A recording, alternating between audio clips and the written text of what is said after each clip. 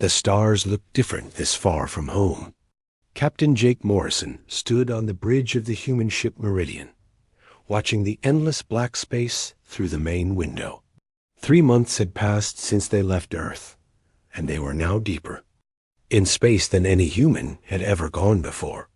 The ship carried 200 people, all hoping to build a new life on a planet called Kepler-442b. Jake was a tall man with brown hair and tired eyes. He had been a soldier before becoming a space captain, and he still moved like one. The crew trusted him because he never asked them to do anything he would not do himself. Today, he felt the weight of all their lives on his shoulders. "Captain," called out Lieutenant Amy Collins from her station. Amy was the ship's expert on alien life forms, though she had never actually seen one. She was young, maybe 25, with red hair pulled back in a tight bun. Her green eyes were fixed on her computer screen, and she looked worried. "I'm getting some strange readings on the long-range sensors." Jake walked over to her station. The rest of the bridge crew turned to listen. There was Ben Parker, the chief engineer, a stocky man with calloused hands who could fix anything on the ship. Lisa Rodriguez sat at the communications desk, her dark hair falling over her shoulders as she worked. Dr. Neil Crawford, the ship's doctor, had come up from the medical bay to check on something and stayed to listen. "What kind of readings?" Jake asked. Amy's fingers moved quickly over her controls. "There's something big out there, Captain. Really big. It's not moving like an asteroid or a comet. It's moving like a ship." The bridge went quiet. Everyone knew what this meant. In all of human history, they had never met another intelligent species. There had been theories, hopes, and fears, but no real contact. Now, millions of miles from Earth, they might be the first humans to meet aliens. How far away? Jake asked, keeping his voice calm. "About 50,000 kilometers and closing slowly," Amy said. "Captain, the design, it's nothing like our ships. It's smooth, almost like it was grown instead of built. And it's completely black. Our sensors can barely see it." Jake felt his heart beating faster, but he kept his face steady. "Lisa, try to contact them. Use all frequencies. Ben, I want the engines ready in case we need to move fast. Amy, keep watching that ship. Tell me if anything changes." The crew moved quickly to follow his orders. Lisa's fingers flew over her communication controls, sending out messages in dozens of languages and mathematical codes. Ben checked the engine status on his tablet, making sure they could run if needed. Amy never took her eyes off her sensors. "Captain," Lisa said, her voice shaking slightly. "I'm getting a response." Everyone turned to look at her. She was staring at her screen, like she could not believe what she was seeing. "What do they say?" Jake asked. "They're speaking perfect English, sir. The voice sounds like a woman. She says her name is Zara, and she represents something called the Sanguine Dominion. She wants permission to come aboard our ship." Jake felt cold. An alien who spoke perfect English wanted to come onto his ship. This could be a trap, or it could be the most important moment in human history. Did she say how she learned English? He asked. Lisa shook her head.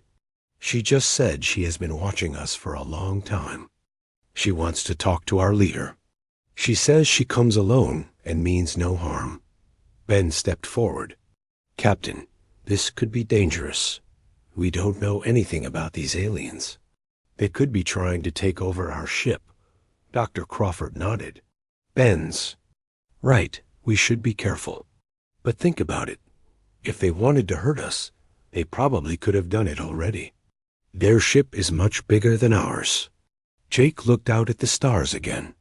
He thought about the 200 people on his ship, all counting on him to keep them safe.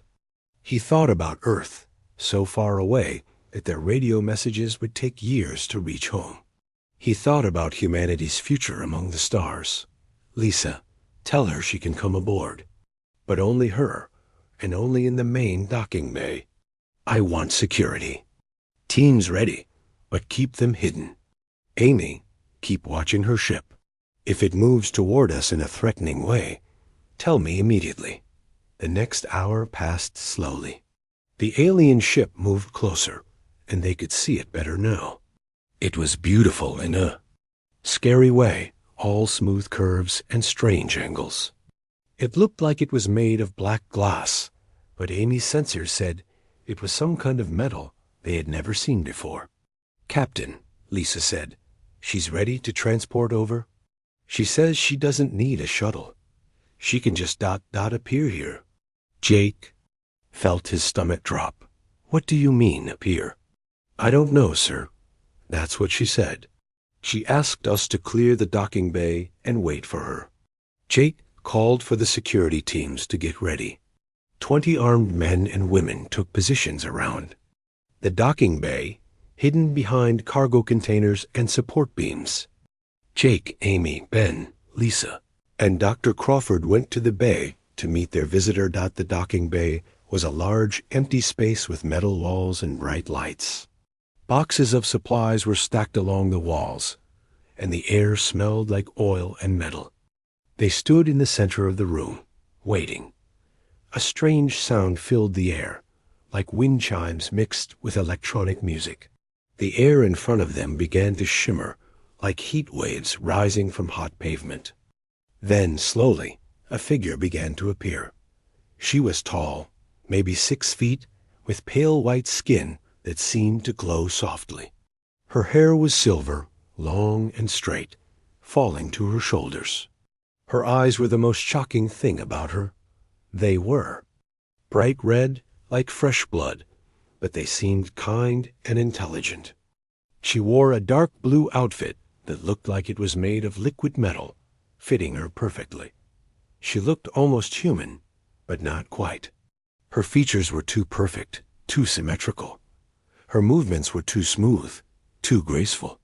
When she smiled, they could see that her teeth were sharp, especially the ones that looked like fangs. Greetings, she said, her voice soft and musical. I am Zara Velanathi of the Sanguine Dominion. Thank you for allowing me to come aboard your vessel. Jake stepped forward, trying to look braver than he felt. I'm Captain Jake Morrison. Welcome to the Meridian. You said you wanted to talk? Zara nodded. Yes, Captain Morrison. I have traveled very far to meet you and your people. My species has been watching humanity for many years. We are impressed by your strength, your creativity, and your ability to survive in difficult situations. Amy whispered, How long have you been watching us? Zara turned to her with that strange, perfect smile. For several decades, young scientist. We have observed your expansion into space, your colonies on other worlds, and your remarkable ability to adapt to new environments. You are quite unique among the species we have encountered. Ben frowned. Species? How many other species have you met? Many, Zara said simply. My people have existed for thousands of years. We have traveled to hundreds of worlds and met dozens of intelligent species, but none have been quite like humans. Jake felt a chill run down his spine. What makes us so special? Zara was quiet for a moment, her red eyes studying each of them carefully. When she spoke again, her voice was serious. Captain Morrison, I have come to make a request that may seem strange to you. My people are dying.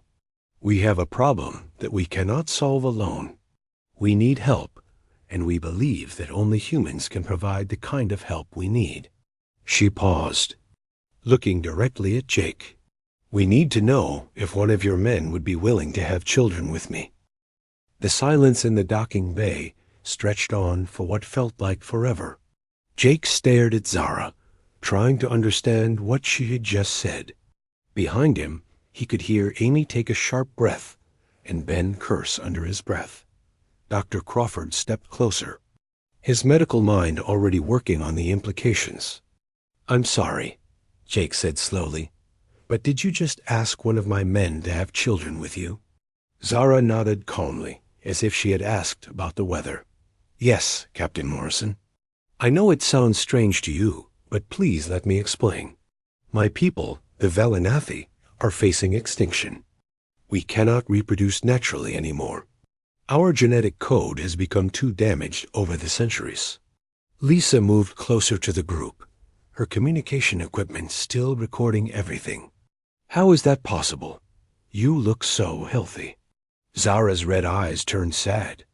We look healthy because we have learned to sustain ourselves by taking life energy from other beings. We are what you might call vampires, though that word carries many wrong ideas about my people. The security teams hidden around the bay shifted nervously. Jake held up his hand to keep them calm, but he felt his own heart beating faster. You're vampires? Ben said, his voice tight with worry. And you want to have children with humans? Not vampires as your stories describe them, Zara said quickly. We do not turn people into monsters, and we do not kill for pleasure. We take only what we need to survive, and we try to take it from those who can spare it. But yes, we must consume life force to live. Dr. Crawford stepped forward, his scientific curiosity overcoming his fear. How long do your people live? I am 812 years old, Zara said simply. Most of my people live for 1,000 to 1,500 years, sometimes longer. But we stopped being able to have children about 300 years ago. The last Velanathi child was born when I was 500 years old. Amy shook her head in amazement. 800 years old? But you look so young. The life energy we consume keeps us young and strong, Zara explained.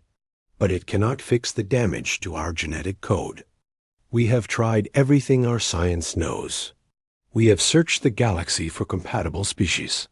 Every attempt has failed. Jake tried to process what he was hearing. And you think humans are compatible? Zara's expression brightened slightly. We have been studying human genetics from samples we collected from your outer colonies. Your species is remarkable, Captain Morrison.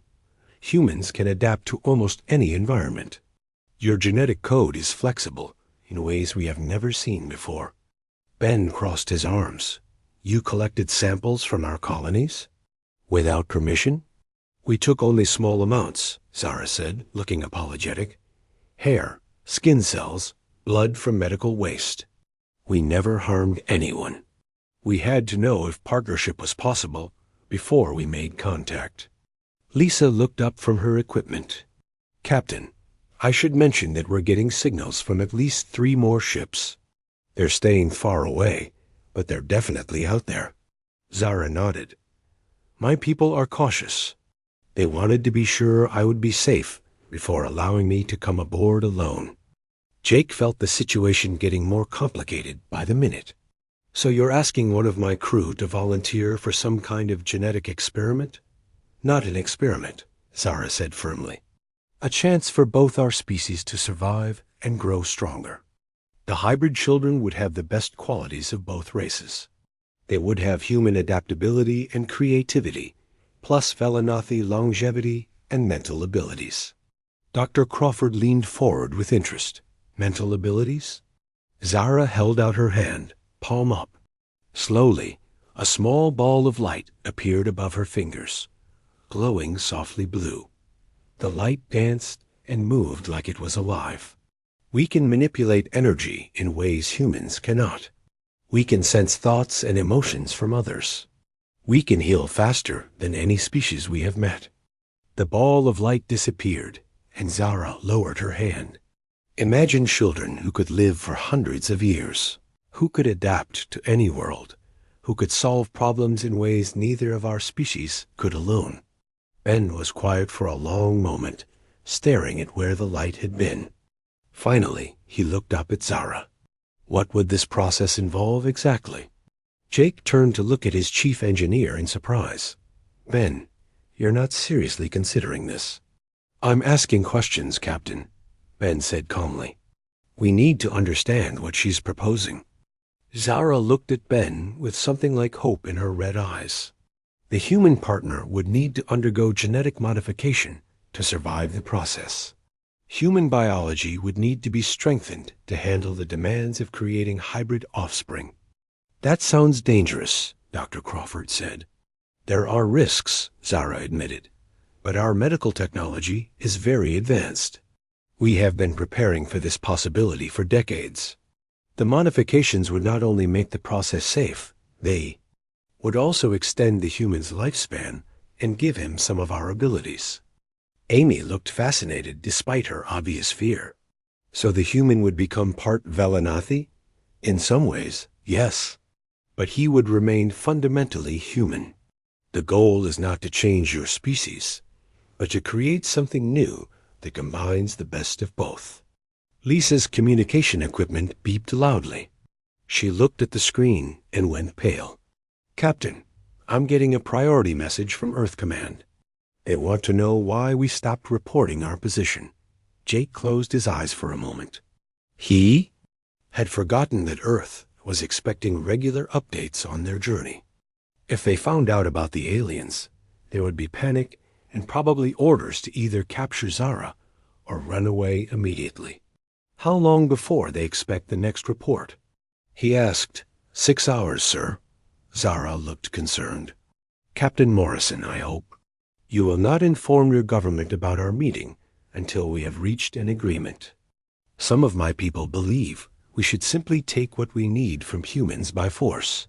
I convinced them to try cooperation first, but if your leaders respond with hostility. The threat was clear, even though Zara spoke politely. Jake felt the weight of possibly starting the first war between humans and aliens. What exactly are you asking from us? Jake said. I need one volunteer, Zara said, looking directly at Ben. Someone willing to undergo the genetic modifications and help create the first human Velanathi hybrid children. In return, we would share our technology with humanity.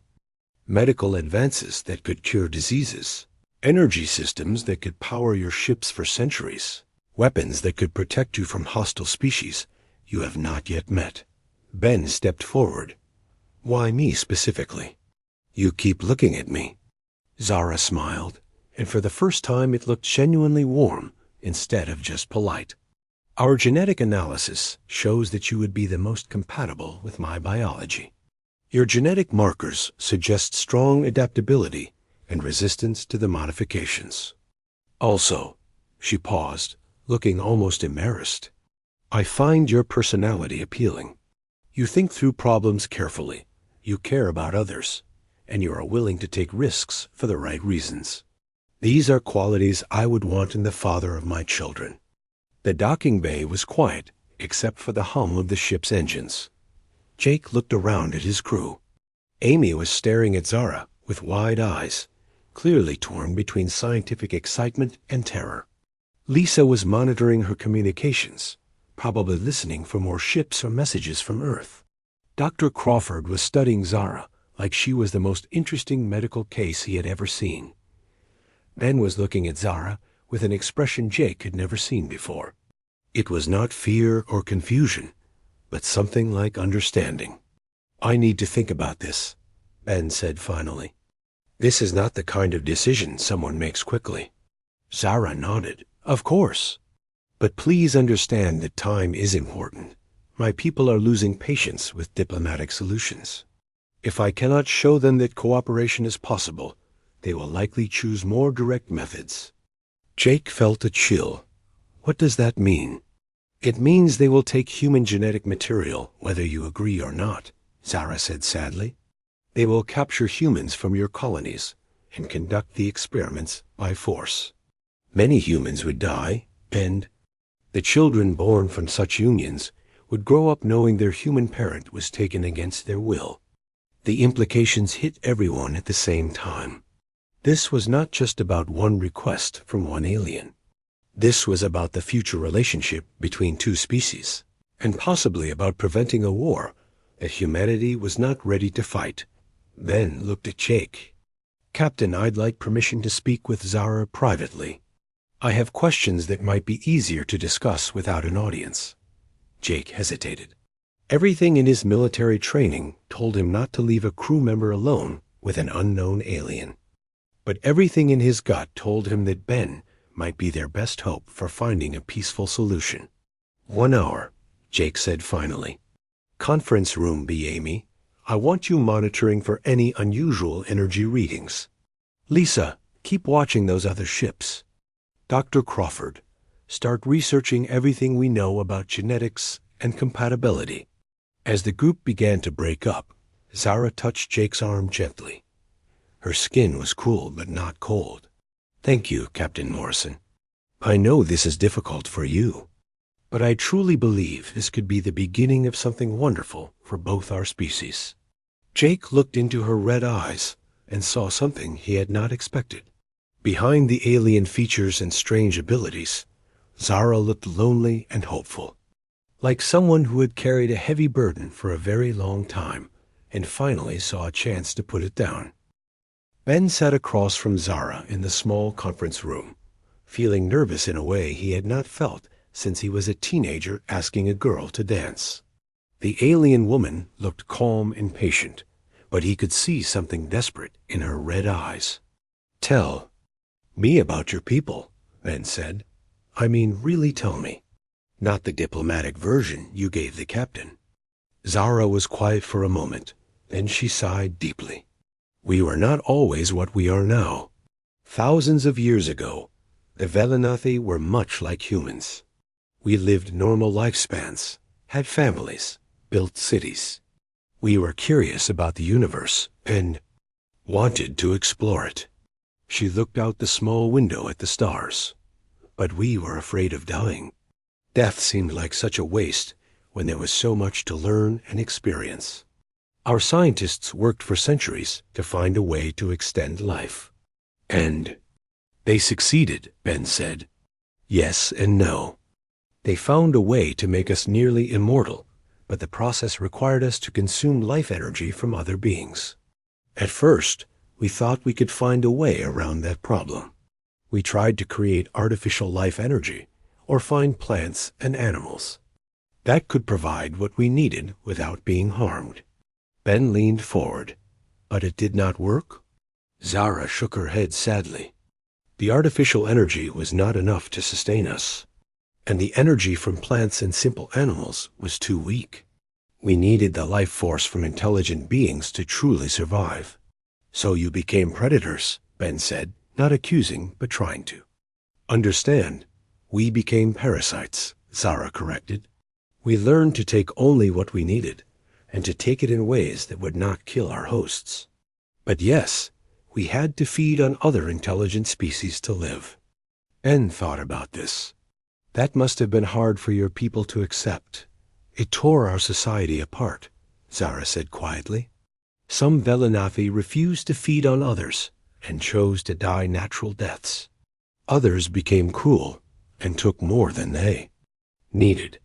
Most of us fell somewhere in between, taking what we needed to survive, but hating ourselves for it. She looked directly at Ben. I have lived for over 800 years, and I have never stopped feeling guilty about what I must do to survive. Every time I feed, I remember what it was like to be mortal, to live a complete life in a short time instead of this endless existence. Ben saw tears in her red eyes, and suddenly she seemed much more human to him. Is that why having children is so important to you? A chance to create something good instead of just taking? Yes, Zara whispered. For 300 years, we have watched our species slowly die. We are immortal, but we cannot create new life.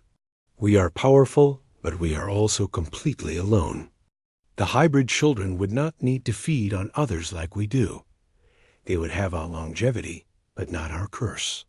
Ben was quiet for several minutes, thinking.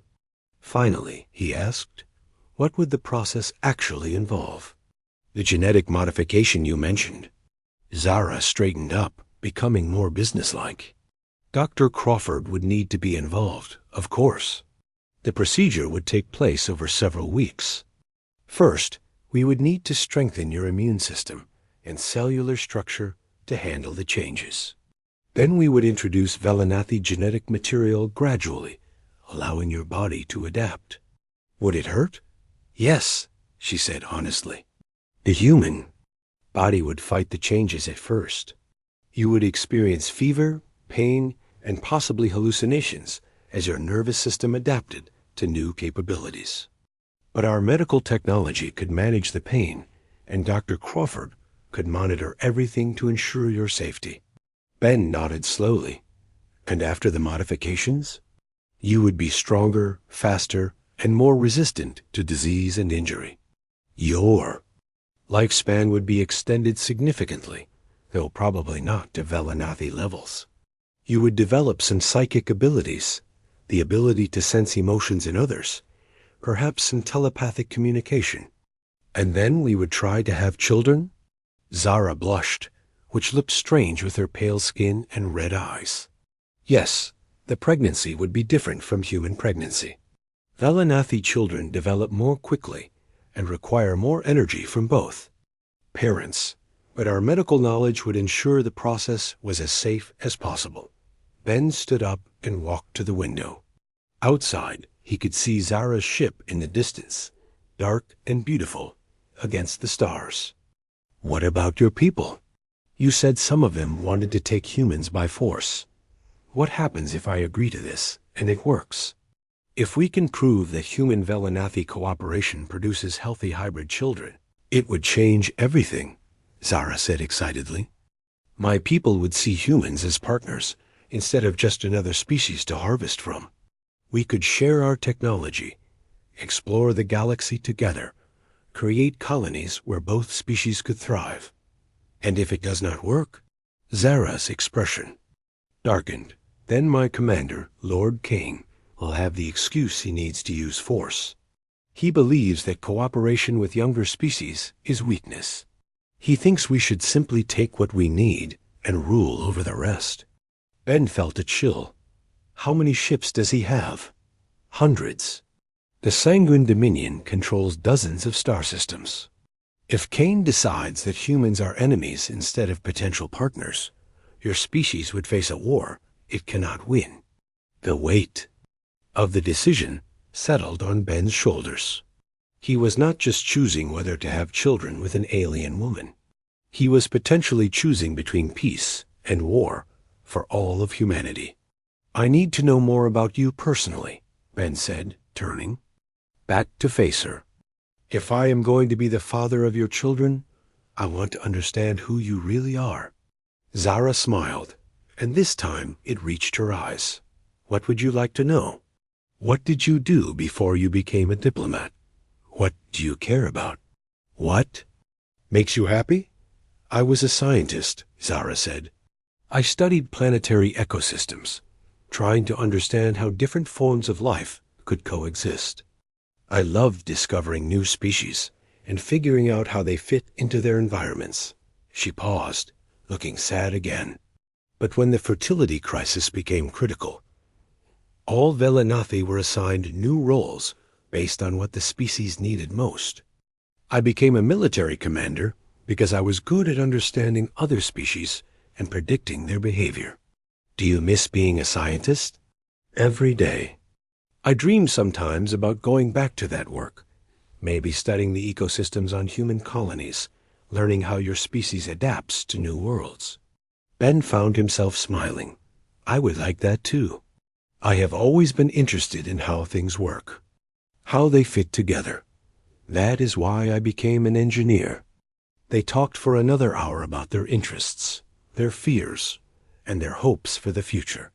Ben learned that Zara loved music and had taught herself to play instruments from dozens of different worlds. She learned that Ben enjoyed woodworking. In his spare time, creating useful objects with his hands. When Jake knocked on the door to check on them, both Ben and Zara seemed surprised that so much time had passed. How is it going in here? Jake asked, noting that both of them looked more relaxed than before. Ben looked at Zara, then back at his captain. I want to do it, Jake. I want to volunteer for the procedure. Jake's expression was serious. Ben, this is not a decision you can make lightly. You're talking about changing your entire biology, your entire future. I know, Ben said, but I have been thinking about what Zara said. If this works, it could mean peace between our species. If it fails, at least we tried cooperation before we had to fight. And personally? Jake asked. This is not just about politics. Ben glanced at Zara, who was watching him carefully. Personally, I think she is remarkable. Intelligent, caring, and carrying a burden I cannot imagine. If I can help her and her people find hope again, if I can help create children who might bridge our species, then yes, I want to try. Jake was quiet for a long moment. Then he activated his communicator. Dr. Crawford, Amy, Lisa, please report to Conference Room B. We need to discuss the next steps. While they waited for the others, Zara reached across the table and took Ben's hand. Her skin was cool but soft. Thank you, she said simply. Whatever happens, thank you for being willing to try. Ben squeezed her hand gently. Thank you for giving us the choice instead of just taking what you needed. When the rest of the crew arrived, Jake explained Ben's decision. Amy looked excited and terrified at the same time. Lisa seemed worried about the political implications. Dr. Crawford immediately started asking technical questions about the medical procedures involved. Before we do anything, Jake said, we need to contact Earth Command. They need to know what is happening out here. Zara looked concerned. Captain Morrison, I must warn you that if your government responds with hostility, Lord Kane will interpret that as an act of war. He is looking for any excuse to abandon diplomatic solutions. Jake nodded grimly. Then we need to be very careful about how we present this information. Lisa, I want you to prepare a message to Earth Command. Make it clear that we have made peaceful contact with an advanced alien species, and that we have an opportunity for cooperation that could benefit all of humanity. What about the other Velanathi ships? Amy asked. Are they going to wait patiently while we have this conversation with Earth? Zara checked a device on her wrist that looked like jewelry, but was obviously some kind of communication tool. Lord, Kane is giving me 72 hours to conclude negotiations. After that, he will assume that humans are hostile, can act accordingly. Ben felt his heart race. 72 hours? Is that enough time for the genetic modifications? The medical bay had been transformed into something that looked like a mixture of human and alien technology. Velanathi medical devices hummed quietly alongside Dr. Crawford's equipment, creating strange harmonies that filled the room. Ben lay on the examination table, trying to stay calm as Zara and Dr. Crawford prepared for the first phase of his genetic modification. The initial injection will feel like fire in your veins, Zara warned him, holding a device that looked like a silver needle surrounded by glowing rings. Your immune system will fight the changes, but you must not resist.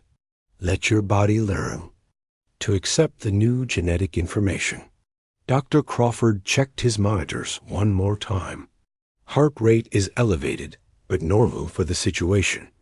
Blood pressure is good. Ben, are you sure you want to do this? Once we start, there is no going back. Ben looked at both of them, then at Jake, who stood nearby watching everything. I am sure. Let us begin. The injection felt exactly like Zara had described.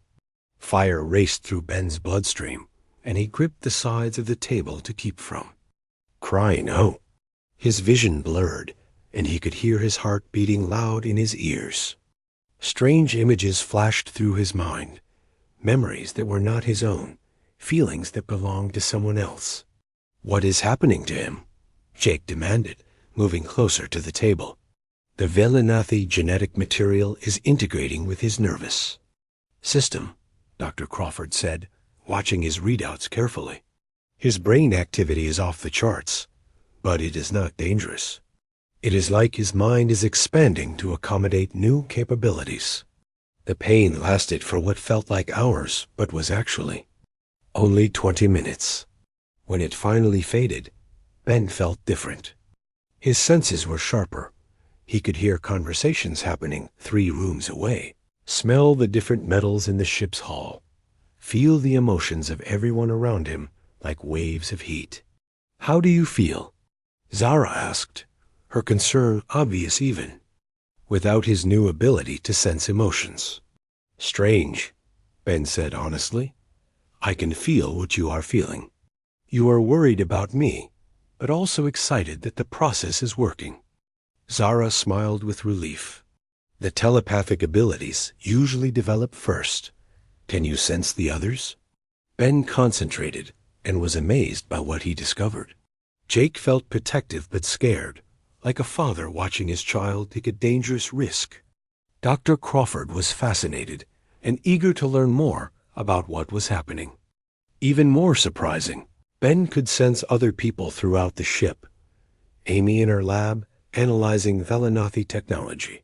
Lisa monitoring communications with growing anxiety.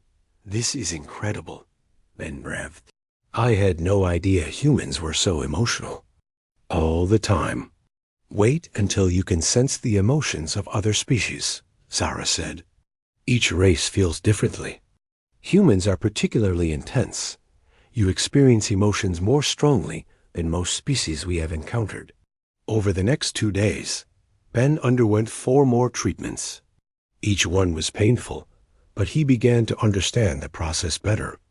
Velanathi genetic material was not replacing his human genes, but working alongside them, creating new combinations that had never existed before. Dr. Crawford was amazed by the changes he observed.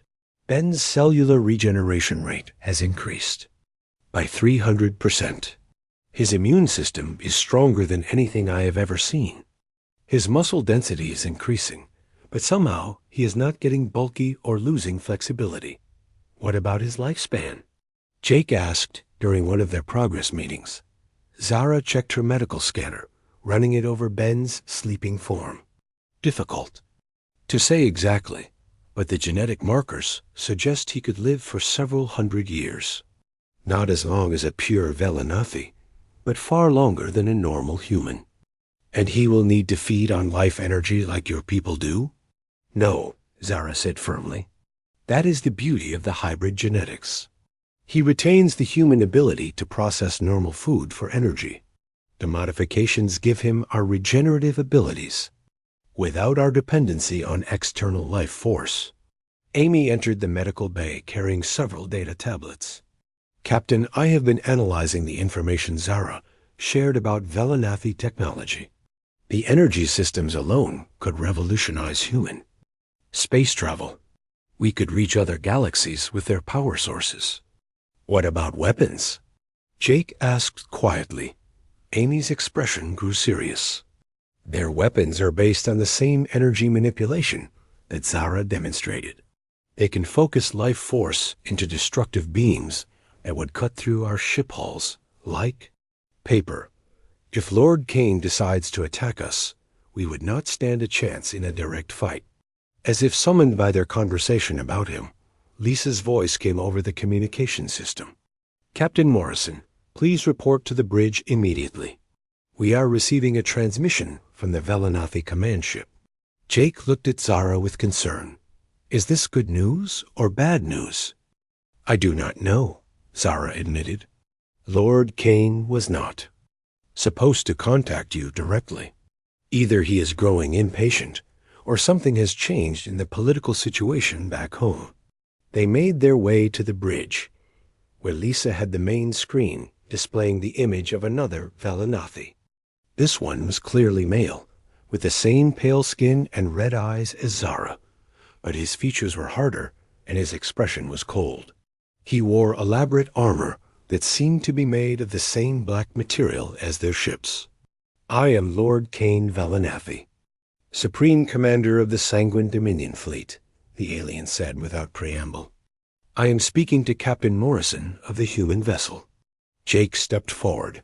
"I am Captain Morrison. What can I do for you, Lord Kane?" "You can explain why my subordinate has been conducting unauthorized medical experiments on your crew." "Zara."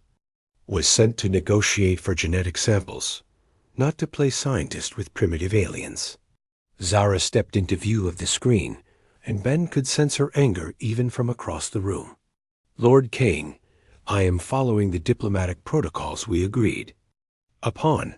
The humans have agreed to cooperation instead of coercion.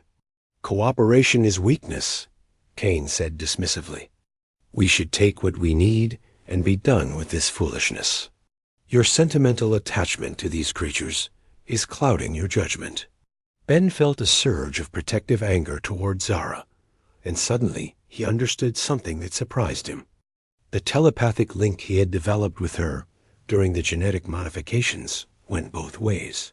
She could sense his emotions just as clearly as he could sense hers. The human volunteer is responding well to the modifications, Zara said, her voice steady despite the emotional turmoil Ben could feel from her. Dr. Crawford has confirmed that the hybrid genetics are stable. We will be ready to attempt conception. Within 24 hours, Lord Kane's eyes narrowed. And if this experiment fails, if the hybrid offspring are not viable, then you will have the evidence you need to justify more aggressive methods, Zara replied. But if it succeeds, we will have proven that cooperation with humans can solve our fertility crisis without making enemies of a potentially valuable ally. Potentially valuable? Kane laughed coldly. Humans are barely beyond their planet's gravity well. What could they possibly offer us? Jake stepped forward again, feeling insulted on behalf of his entire species. We offer adaptability, Lord. Kane, Zara has told us that your people tried to find genetic compatibility with dozens of other species and failed every time. Maybe the reason is that you approach them as conquerors instead of partners. Ben could sense Zara's surprise and admiration at Jake's boldness. He could also sense something else, fear. Zara was afraid that Jake's challenge would provoke Kane into ending the diplomatic mission. Careful, human, Kane said, his voice dropping to a threatening whisper. You speak to the commander of a fleet that could sterilize your homeworld. And you speak to the representative of a species that turned their homeworld's most hostile environments into gardens. Jake replied calmly. We have colonized planets that other species avoid because they are too dangerous.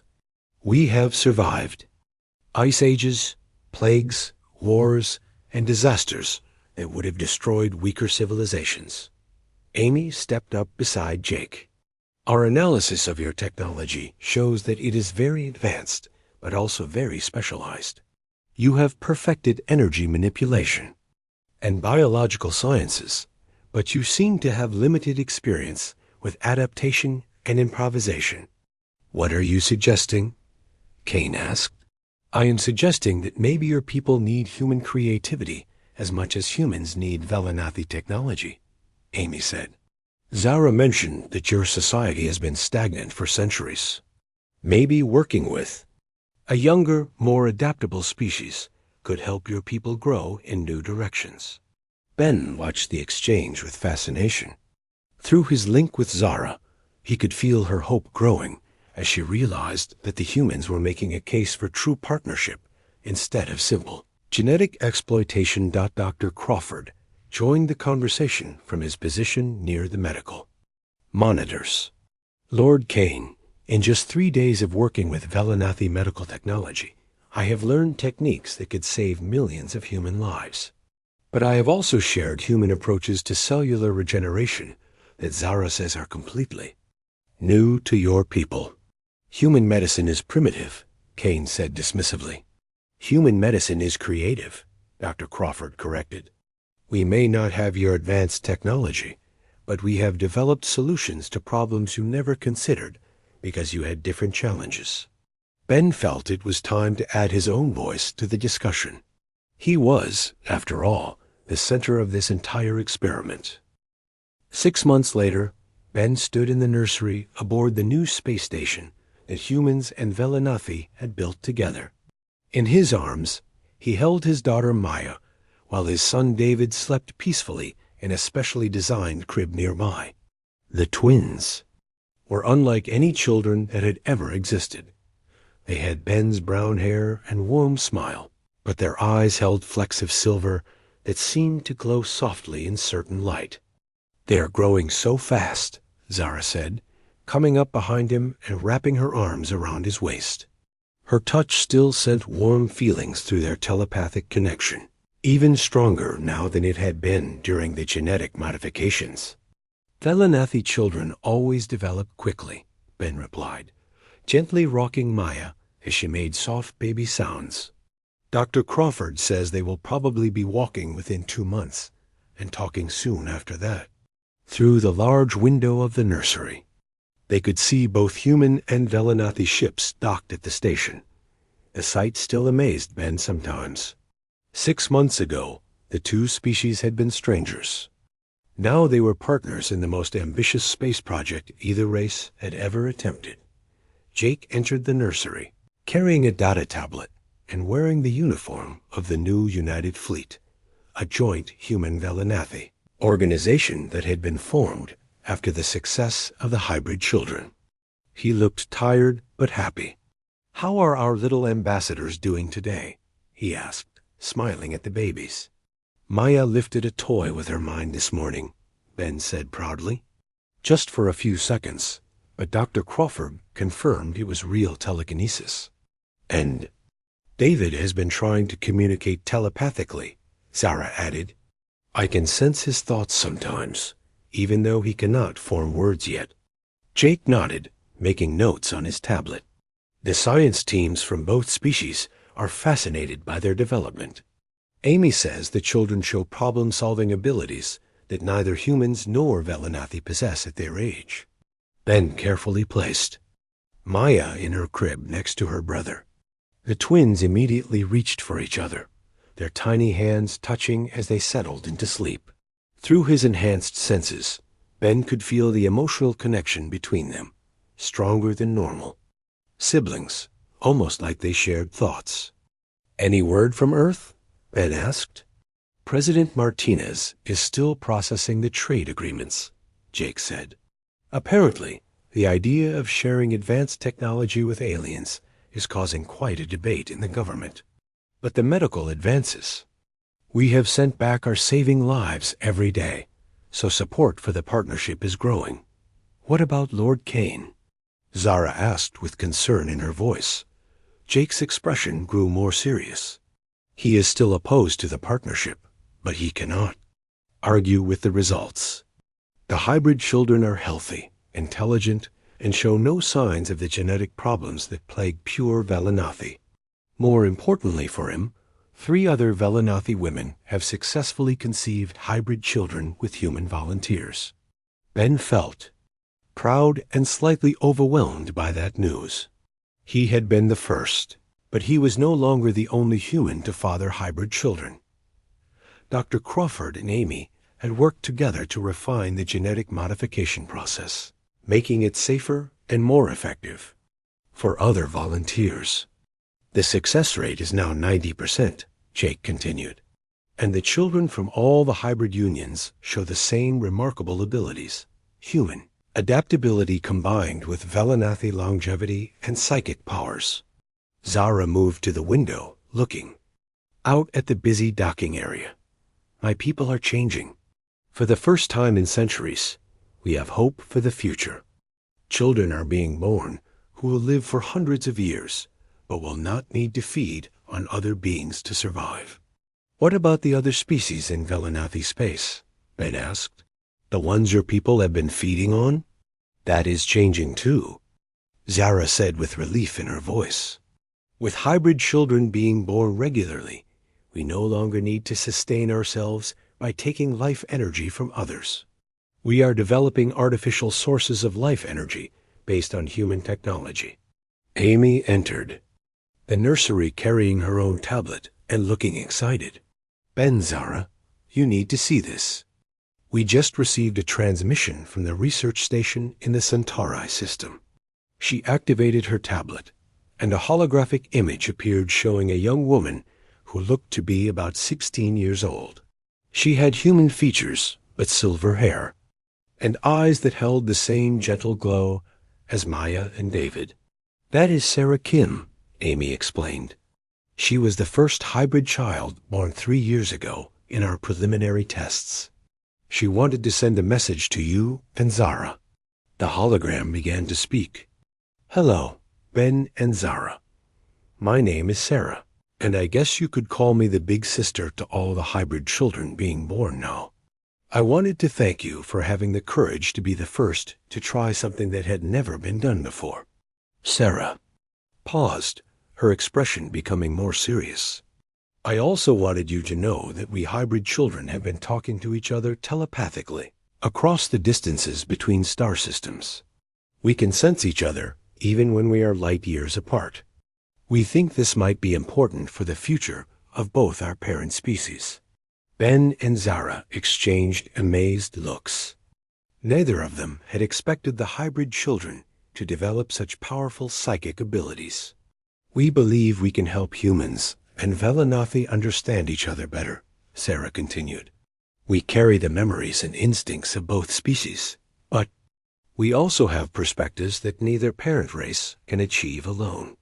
We want to serve as bridges between our peoples as we all explore the galaxy together. The message ended, leaving the adults in the nursery staring at each other in wonder. She is only 16 years old, Dr. Crawford said, having entered during the message, but she speaks with the wisdom of someone much older. The hybrid children may be the key to preventing conflicts between different species in the future. Ben looked down at his sleeping children, thinking about the future they would inherit. They will grow up in a galaxy where humans and Velanathi work together instead of being enemies. They will probably meet dozens of other alien species during their lifetimes, and they will live long enough to see humanity spread to other galaxies, Zara added. With Velanathi technology and human adaptability combined, there will be no limits to where our children can go. Lisa's voice came through the communication system. Captain Morrison, please report to the command center. We are receiving a priority. Transmission from Lord Kane. Jake sighed. I hope this is good news. We could use some after all the progress we have made. They made their way to the command center, where Lisa had the main screen displaying Lord Kane's image. The Velanathi commander looked different than he had 6 months ago. Less harsh, more thoughtful.